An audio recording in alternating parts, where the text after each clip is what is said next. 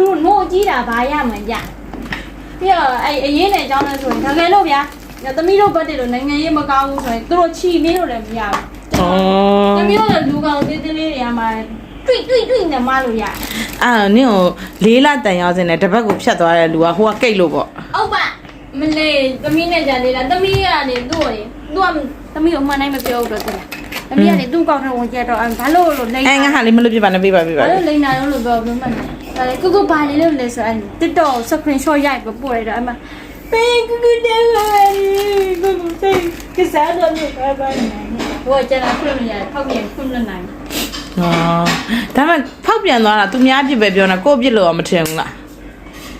မထင်ပါပြားတာအပြစ်ရှိသလားနင်မေးလိုက်ပါလားပြားတာအပြစ်ရှိလို့လားကိုရဲလို့ပြားတာအပြစ်မဟုတ်ဘူးတဲ့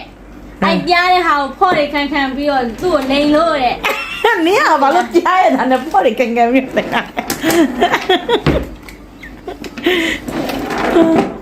နင်ဟာလေတဲ့ highway လမ်းမပေါ်တဲ့ဈေးစီ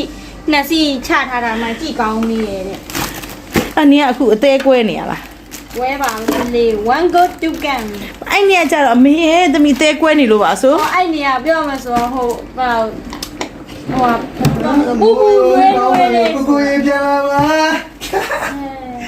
မင်းကတခါလေးပြောပါကိုကြီးပြောတာများနေပြီကိုတန်ဝင်နားမလဲကဲလို့ကဲတန်ဝင်နားလေကင်း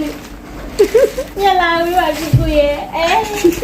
မောင်မိုင်းခေနေတော့ဘောတော့ပါကိုကောက်ထားခဲ့ဒနာပါလေအဲ့ကောင်